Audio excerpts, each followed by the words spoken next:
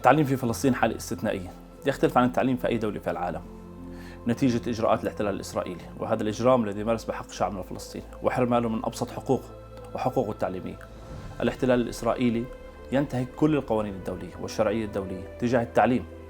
هو يستهدف البنية التحتية للتعليم بشكل واضح من خلال هدم المدارس بشكل مباشر في قطاع غزة وتدميرها بشكل كلي وبشكل جزئي، وأيضا هدم المدارس في المناطق النائية والمناطق البدوية وحرمان مئات وآلاف الطلبة في المناطق البدوية من حقهم في التعليم، وأيضا الاختيارات التي يقوم بها للمدارس في القدس الشريف. أيضا هذه الإجراءات التي تستهدف البنية التحتية في التعليم هي تستهدف الإنسان الفلسطيني وتستهدف حرمان الطلبة الفلسطينيين من حقهم في التعليم.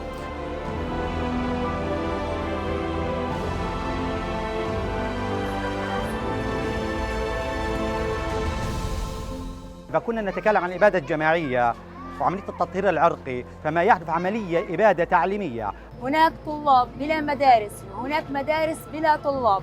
عدد كبير من أطفالنا الآن مجبرون للقيام بأعمال غير عملية الدراسة، مجبرون على توفير لقمة العيش لأسرهم. مصير تعليم غزة بشكل عام شبه بيعيش مرحلة إبادة وتطهير عرقي.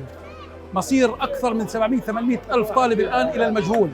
ما مصير هؤلاء الطلاب الآن ما بيعيشوا في مراحل النزوح في مدارس النوح بدل ما أن يكونوا في مدارس للتعليم والثقافة. نحن كمعلمين وطلاب من حقنا الوصول الآمن إلى مدرستنا أو أن نؤدي رسالتنا بأمن وأمان وطمأنينة، ومن حق طلابنا أن يلعبوا في ساحتهم وأن يمارسوا نشاطاتهم المنهجية وغير المنهجية بأمن وأمان.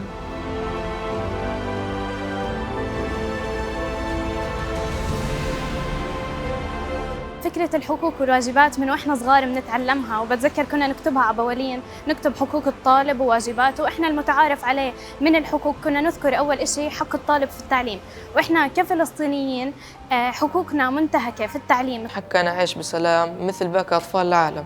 من حقنا نعيش في بيئة تعليمية ممتازة.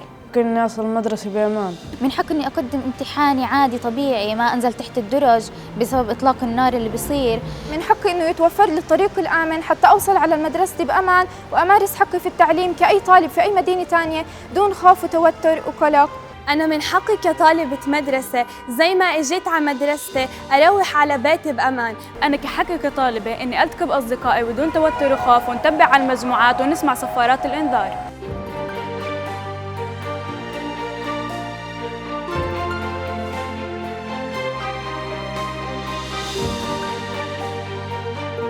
هذا الحق الذي كفلته كل الشرعيات الدولية. الاحتلال الإسرائيلي أيضا يقوم بالاقتحامات للمدارس في العديد من المدارس في يطا، في جنين، في طول كرم، في قلقيلية، وهذا لا يوفر بيئة آمنة للطلاب ولا للمعلمين لكي ينتقلوا إلى صفوفهم الدراسية ليتمكنوا من أداء واجبهم. هناك أكثر من 263 مدرسة تم تدميرهم بشكل جزئي وشكل كلي، وحرمان أكثر من 630 ألف طالب من حقهم الأساسي في التعليم واكتساب المعرفة. وهناك أكثر من 163 مدرسة تم تحويلها إلى مراكز لإيواء النازحين، أي أن العملية التعليمية والتربوية منذ أكثر من 288 يوم قد عطلت بالكامل في قطاع غزة. هناك أكثر من 7500 طالب قد استشهدوا في قطاع غزة، وهناك أكثر من 400 معلم استشهدوا في قطاع غزة، وهناك مئات الطلبة من المفقودين وآلاف الجرحى من الطلاب.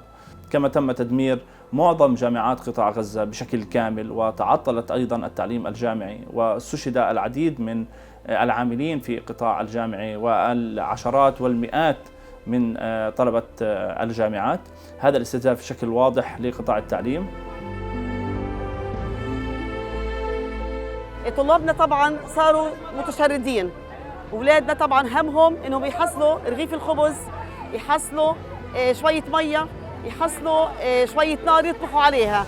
لأول مرة في تاريخ القضية الفلسطينية ودولة فلسطين يحرم طلابنا في الثانوية العامة من تقديم امتحان شهادة الثانوية العامة لعام 2024-2025 في قطاعنا الحبيب.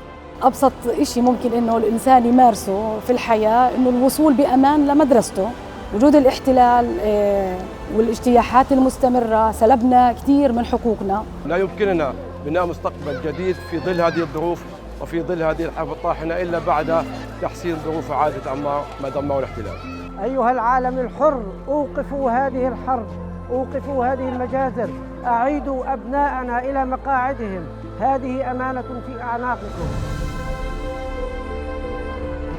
رسالتي إلى كل أحرار العالم، إلى من يتحدثون بالشرعية الدولية، أن يتم الضغط بشكل حقيقي على دولة الاحتلال الإسرائيلي بأن توقف هذه الحرب، حرب الإبادة الجماعية التي ترتكب بحق شعبنا الفلسطيني في الضفة الغربية وفي قطاع غزة بالتحديد، وأن يوقف هذا الاستهداف للبنية التحتية للتعليم، وأن يتم الابتعاد عن استهداف الأطفال والعاملين في قطاع التربية والتعليم، وأيضا أن يكون هناك ضغط حقيقي على دولة الاحتلال الإسرائيلي بإزالة كل هذه الحواجز التي تعيق الوصول للمدارس، لأننا نريد أن يصل الطالب بشكل آمن إلى مدرسته. لا يوجد أي استقرار في فلسطين، هذا عدم الاستقرار ينعكس سلبا على الحياة النفسية للطلاب، حيث لا يوجد استعداد للطلبة الآن لتلقي المعلومة بسبب إجراءات الاحتلال وبسبب هذه الحرب، حرب الإبادة التي تخاض على شعبنا الفلسطيني.